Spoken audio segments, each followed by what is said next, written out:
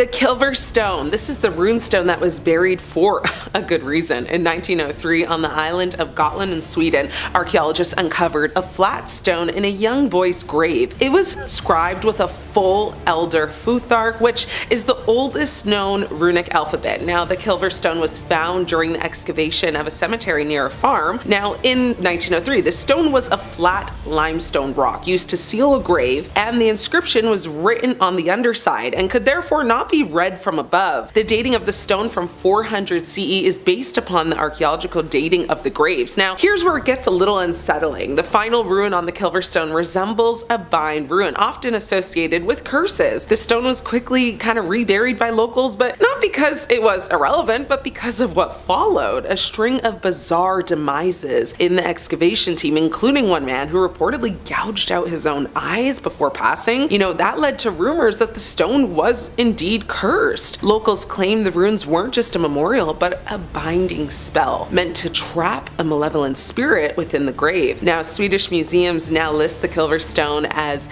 kind of archived, but rarely mention it in exhibitions. Even scholars debate whether displaying it could release whatever it was meant to hold. The Kilver Stone was removed from Gotland and brought to the Swedish Museum of National Antiques in Stockholm, where it is on display as of 2022. So if you want to go take a look at it, you know where to go. The seer's staff that was quietly removed from display. Now, in 1961, a Viking woman's grave was unearthed in northern Norway. Inside was an iron staff, about a foot long with an oddly curled end. It looked like nothing else from that period. At first, it was labeled a distaff used in weaving, but folklore researchers had other ideas. A vulva was a seeress or sorceress in Norse culture, feared and revered for her connection to the deceased and the gods. The most distinctive feature of these burials is the presence of an iron staff, often with bronze ornamentation. Now, these staffs, also called seer staffs, are believed to have been tools for divination and magic rituals. When the staff was displayed briefly in the Tromsø Museum, strange things started happening. Lights flickered, alarms went off at night, a security guard refused to enter the exhibit alone after claiming he had heard chanting in Old Norse. The staff was quietly pulled from the exhibit and moved to secure storage. Officially, the museum cites artifact degradation, but insiders say the staff is considered too spiritually charged for public view. Vulva burials are often found among the graves of wealthy and high-status individuals, indicating their respected position in Viking society. These Viking artifacts aren't just fascinating, they're deeply disturbing. I mean, whether it's technology that shouldn't exist, runes that whisper warnings, or spiritual relics that still radiate power centuries later, one thing is clear: some pieces, of the Viking world were never meant to be put under glass. The Ulfber's sword that shouldn't exist. In 2008, German archaeologists unearthed a Viking sword near the Weser River, unlike anything they had ever seen. The sword, believed to be over 1,000 years old, was found embedded in clay during field plowing. Now, x-rays revealed the inscription, which I'm gonna butcher this, but it's like Velbert, something like that. Sorry if I got that completely wrong. Now, this indicates it's one of the highly valued swords, known for their exceptional quality and Frankish origin. Now, this weapon was made of such pure high carbon steel, it shouldn't have been possible to create for another 800 years. Now, here's the kicker. Modern metallurgists say the sword matches the strength and purity of steel made using industrial methods, not medieval ones. That's like finding an iPhone buried in a Roman ruin. Now, some believe these swords were crafted using technology that came from, well, somewhere else. Possibly even the Middle East, through secret trade or something even stranger. Now, the scariest part, several collectors and researchers who've tried to replicate the sword have reported disturbing dreams, sudden illnesses, and in one case, an unexplained fire that destroyed an entire lab. Museums now store, the original sword deep in archives, citing security concerns. The sword will undergo, though, kind of conservation and further study to determine its exact age and analyze the inscription in more detail. Number 3. The Nidaros Cathedral. The Nidaros Cathedral is a popular tourist hotspot in Norway. Renowned for its beautiful architecture, it's a stunning monument to Norway's very rich history, and it's also quite known as one of the more haunted haunted buildings in the entire country. It's located in the city center of Trondheim, named after the Trondheim Nidaros, which was the capital of Norway during the era of Vikings. In the early days, it was a humble, simple wooden chapel built to serve as the tomb of Saint Olaf, a Viking king who helped introduce Christianity to Viking culture and would be remembered as the patron saint of Norway. It was the traditional location for the consecration of new kings of Norway. Now, if you're looking at this and you think, wow, what a building, that's because it took 230 years to build it, so I would hope it looks great. From the years 1070 to 1300, it was worked on round the clock. Now let's get into the most important part, and the only part we even care about this building is the ghost. I just spent so much time talking about architectural history when we could be talking about a ghost. Norway's most famous ghost is known as the monk, and he's an apparition that manifests as a medieval monk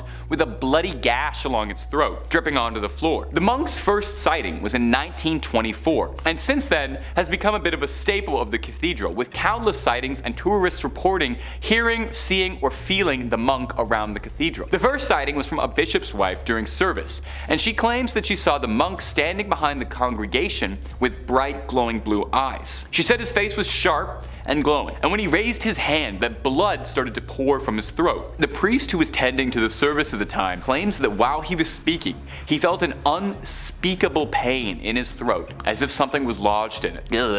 Number 2.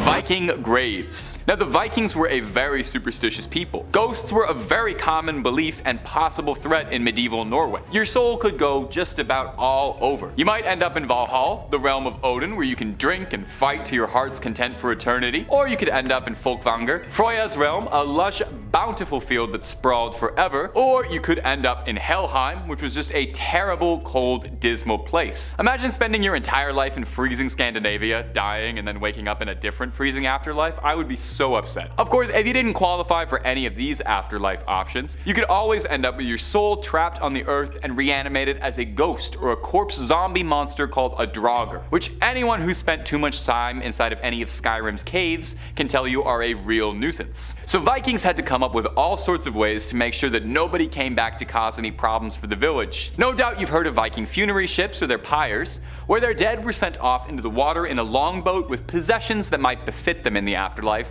and then lit ablaze with an arrow. But oftentimes, that was more for higher caste members of society. Other burials were traditional, but the body was kept in the home for a few days to prepare. The Vikings took all sorts of fun precautions to make sure they wouldn't have a Draugr on their hands. The head was wrapped in bandages. Oftentimes the feet would be bound or sewn together, or even needles would be placed into the feet to make sure just in case they came back to life they wouldn't be able to walk. Corpses were brought into houses feet first because they believed the spirit of the person would not be able to see where they were being taken for burial and thus unable to find their way back home. If they had the time too, Vikings would build something really fun called a corpse door, an opening they built into a home which was bricked up, and when the burial was ready would be smashed through and the dead would be carried through this feet first. The belief was that the reanimated could only enter their home from the way they had left, so if there was no corpse door anymore, the Draugr wouldn't be able to get in and it would just sort of paw at the door like a sad cat. Honestly, the logic is there. This one makes complete sense to me. The Viking Buddha of Helgo. Now this one will mess with your idea of history. In 1954, archaeologists excavating the Swedish island of Helgo discovered a small bronze statue of the Buddha. Yes, Buddha. Dated to around the 6th century AD, the figure somehow traveled thousands of miles from India or possibly China all the way to Viking territory, centuries before global trade routes were even formalized. Now this bronze statuette of the Buddha stands about 8.4 centimeters tall. Specialists in Buddhist, kind of iconography suggest that it was manufactured in northwest India perhaps, sometimes around the 6th century CE. What makes the item special though is that it was excavated on a small island in Sweden, just west of Stockholm. Now in the mid-1950s, excavations began on the eastern end of the island of Helgo. Now the excavators found evidence for occupation from the 4th century CE to the 11th century CE. In July of 1956, excavators uncovered the Buddha in an indistinct lair outside the remains of one of the structures on the site. Now the site, located on a series of terraces on a hillside, was challenging to excavate and, also interpret. So how did a Viking, end up with a Buddha statue? Well, some believe it was looted from a shipwreck or passed through an unknown global network, but others say it points to a suppressed history of Viking contact with, distinct civilizations and spiritual exchanges where, we've never been told about. The statue is held now by the Swedish History Museum, but it's rarely displayed. I mean, according to insiders, the museum avoids putting it on, exhibit because it just raises too many unanswerable questions. Would you go visit it? If you could, let me know. If you have or want to or plan to, I would love to hear about your experience. Number 5. The Sword of Danliff. The Sword of Danliff, and hey, there's a good chance I'm pronouncing that wrong, so let me know, is among the most famous of weapons in Nordic myths, a legendary cursed sword of yore. Danliff was the blade of King Hogni, who was a noble king in ancient Viking stories. The Danliff sword was handcrafted by the dwarf Dane, who is said to be among the most skilled craftsmen in all of the realms. The name of the sword literally translates to Dane's legacy. However, the sword had been imbued with a dark, powerful magic energy. Whenever the mighty Danliff was drawn, it could not be sheathed until blood had coated its blade. Someone had to die to feed the thirst of blood that quelled inside the tempered steel. Not just that too, but this cursed sword must have had a very specific hunger pang for neck blood, as the sword had to behead an enemy. Sounds like an extremely high maintenance cursed sword. Surely all blood tastes the same, right? To a sword? I don't know, maybe I'm being dismissive. The sword features prominently in the story of Prose Edda, an ancient Nordic textbook thought to date back from the 12th century, which told the story of King Hogni and his beautiful daughter Hild, while he warred in the eternal battle of the kings. According to this old story, Hogni came to meet other kings across the land, and brought his daughter to introduce them. However, a jealous rival king seized his daughter and stole her away. Hogni gathered as many of his most fearsome warriors as he could to reclaim her, and sailed west in pursuit of his daughter. He found her on an island, yet her captor had attempted to persuade Hogni into making peace with him. But Hogni told him it was too late to end that. I mean, makes sense, you stole my daughter, bro. But the Danliff had been drawn, and it couldn't be sheathed until he'd been beheaded. The legend then goes on to state that the two men fought for 143 years. But I'm hoping they took 2 15-minute breaks a day at least. And my ghouls and goblins, if you love the scares we put out for you, the nicest way to show thanks is to toss a little like and subscribe our way. If you're already subscribed, you're the coolest. If you're not, well, I still like you lots, but you could really win me over with a like and subscribe. Just saying, if you wanted to get on my good side. Number 4. Runes of Power. To the Vikings, runes and runic magic were a cornerstone of their culture. Runes were their language, after all, their written language. The old poem Havamal explains that Odin, the Allfather, discovered the runes when he hung himself from the world tree, Yggdrasil, in order to attain enlightenment. As he hung on the tree, blowing for 9 nights and 9 days, he found himself slowly fading away, ready to be taken away to hell, when as he was about to die, he found the runes, took them, and earned his life, and bestowed them to humanity. Carving a rune into an object imbued it with a great deal of power. With the right inscriptions and the aid of a powerful seeress or sorceress, you could predict the future, protect yourself, or your family from misfortune. You could even imbue a blade with powerful energy. Skyrim got that right exactly. As well, runes were said to be the key to activating conjurations, curses, and spells, but as well, runic inspirations were found to bless just everyday things. Oftentimes, they told stories within them too. Runestones were also used in Viking culture as landmarks, and the inscriptions they bore contained powerful magic within them. Take the Glavendrup stone, which contains a powerful warning to anyone who dares to move it. Listen to what it says. Ragnhildr placed this stone in memory of Ali the Pale, priest of the sanctuary, honorable thane of the retinue. Ali's sons made the monument in memory of their father, and his wife in memory of her husband, and Soti carved these runes in memory of his lord. Thor, hallow these runes. A warlock be he who damages this stone, drags it in memory of another. So this runestone's got a little curse put in place to make sure no one disturbs the slumber of Ali the Pale. Perhaps one of the most famous runestones in the world is the Björktorp runestone in Sweden. A mysterious runestone whose purpose is not fully known, but bears another frightening inscription. Listen to this one, and I gotta put a bit of a voice on for this one, you'll understand. I, master of the runes, conceal here runes of power. Incessantly plagued by maleficence, doomed to insidious death is he who breaks this monument. Do forgive me, but can you imagine me just reading that normal? Would not have worked. So we might not know what the Björktorp runestone is for, but we can say with certainty no one is willing to move it to find out what might be built on top of it, just in case runic magic is real and they don't want to experiment with dooming themselves to an insidious death plagued by malfeasance. That sounds terrible. The Augsburg Viking tapestry that depicts something else. The Augsburg tapestry, a fragment of which was found in the Augsburg ship burial, is a source of mystery due to its fragmented nature and the unique depictions it basically contains. Now, the tapestry, made of wool, silk, and flax, is one of the few surviving examples of Viking age textiles and features scenes of humans, animals, and wheeled vehicles. Now, the original size and full narrative of the tapestry remain unknown, prompting ongoing research and interpretation. When the Augsburg ship burial was excavated in Norway in 1904, archaeologists found something incredible, this preserved tapestry. But this wasn't just Viking embroidery, no, hidden in the artwork were strange, haunting figures like horned beasts, masked men, and what looked eerily like human sacrifice. Experts initially dismissed the imagery as symbolic, but decades later, researchers noticed something very chilling. The scenes in the tapestry didn't match known Norse myths. Some of the figures resembled Egyptian gods, others matched beings described in Celtic or even, Mesopotamian lore. Now, the tapestry includes depictions of horned helmets, which are rare in Viking art, and scenes that may depict rituals or possessions, adding to its enigmatic nature. Now, the tapestry may be evidence of forgotten Viking rituals or proof that, they encountered civilizations far beyond what historians admit. And the worst theory, well, the figures might not be metaphorical at all, but depictions of real beings the Vikings encounter. The tapestry is now kept in controlled storage at the Museum of Cultural History in Oslo. Now, it's never been fully displayed, not because it's damaged, but because interpretation remains inconclusive and very sensitive. Researchers are using computer algorithms and AI to analyze the fragments and piece them together, hoping to gain a better understanding of the tapestry's original form and meaning. So stay locked in to see what more information comes out about this artifact. I'm sure it will.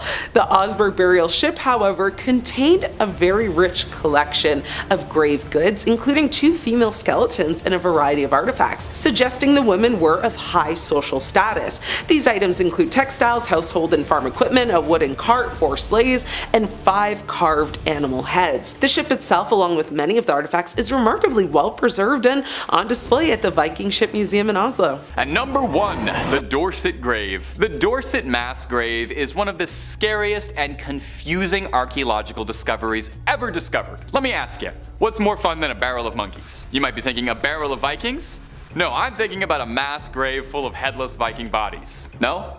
Okay, well, you and I find different things very fun, I suppose. Way back, all the way back in 2008, a group of archaeologists were on a fairly routine digging operation in Dorset, a quaint little seaside town in England. They were supervising a digging operation to improve local roads and were on set to see if there was anything of note to find. Maybe an old coin or an arrowhead. And for the first few days of the job, nothing noteworthy was really coming up until they came across the mass pile of 54 entangled Viking corpses, all missing their heads. I guess that was kind of noteworthy. If it was just a bunch of headless Viking bodies, that would be one thing, but the mass grave was just riddled in confusing details. Their skulls were missing, but as well, their rib cages, arm, and leg bones were all scattered around, surrounded by discarded teeth. There were no clothes or weaponry to be found at all. So what in Odin's name happened here, because absolutely nothing I can imagine is pleasant. My first thought is that this was some sort of insane Event Horizon-esque scenario where a bunch of Vikings opened up a portal to hell and had a blood party. The teeth found around the grave had all been filed down neatly as if a craftsman had done it. Now, it goes without saying that, Viking dental surgery was not going to be a painless process, meaning this had to be excruciating, suggesting it was either done by a very careful tormentor or it was done to themselves to intimidate opponents by showing how gritty and fierce they are. Could not tell you which one is better. Now, as good as my theory about a bunch of Vikings opening up a Hellraiser scenario or something is, archaeologists had some different ideas. They theorized that looking at the wounds on the ribs and the torso, that they were very surgical blows, which isn't really what you'd expect from a rabid Viking brawl. The archaeologists thought that these men were either offered up as part of a horrifying sadistic ritual, or it was a big-time mass sentencing where everybody was rounded up and sentenced to death. Explains too where all the weapons and gear had gone, as these men had been brought here and then left there for a very, very long time. Anyone else feel like that also kind of sounds like it might be the world's most terrifying puzzle to try and put together, trying to figure out where all those bones go? Maybe just me? Maybe I've been working on this channel too long and my sense of humor has been changed permanently.